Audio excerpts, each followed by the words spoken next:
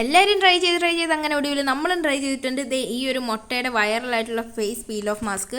അപ്പം ഇൻഗ്രീഡിയൻസ് ഒക്കെ എല്ലാവർക്കും അറിയാം എങ്ങനെയാണ് ചെയ്യുന്നതെന്നെല്ലാം ഞാൻ ഇനി പ്രത്യേകിച്ച് പറയേണ്ടതൊന്നുമില്ല. അപ്പോൾ ഞാൻ മുട്ടയും കോഫി പൗഡറും മഞ്ഞളും എടുത്തിട്ടുണ്ട്. എന്നിട്ട് ഫേസ് ഫുള്ള് ഒരു വട്ടം തേച്ചിട്ട് ടിഷ്യൂ പേപ്പർ വെച്ച് അതിൻ്റെ മണ്ടയ്ക്ക് എല്ലാം ടിഷ്യൂ പേപ്പർ വെച്ചിട്ട് ഒരു ലെയറും കൂടി ഞാൻ ചെയ്തിട്ടുണ്ട്. ഈ ടിഷ്യൂ പേപ്പറെല്ലാം ഞാൻ ഫേസിൻ്റെ ഏകദേശം ഒരു റേഷ്യോ എനിക്കറിയാമല്ലോ. അപ്പോൾ ഞാൻ ആ ഒരു രീതിയിൽ നേരത്തെ കട്ട് ചെയ്ത് വെച്ചിട്ട് അതിൻ്റെ മണ്ടയ്ക്ക് അങ്ങനെ വെച്ചു. അങ്ങനെ ആ പാത്രത്തിനകത്തുള്ള മുട്ടയുടെ മിക്സ് ഫുള്ള് ഞാൻ ടിഷ്യൂ പേപ്പറിൻ്റെ മണ്ടയ്ക്ക് തേച്ചു. എനിക്കൊന്നൊരു 1.5 മണിക്കൂർ എന്തോ എടുത്ത്.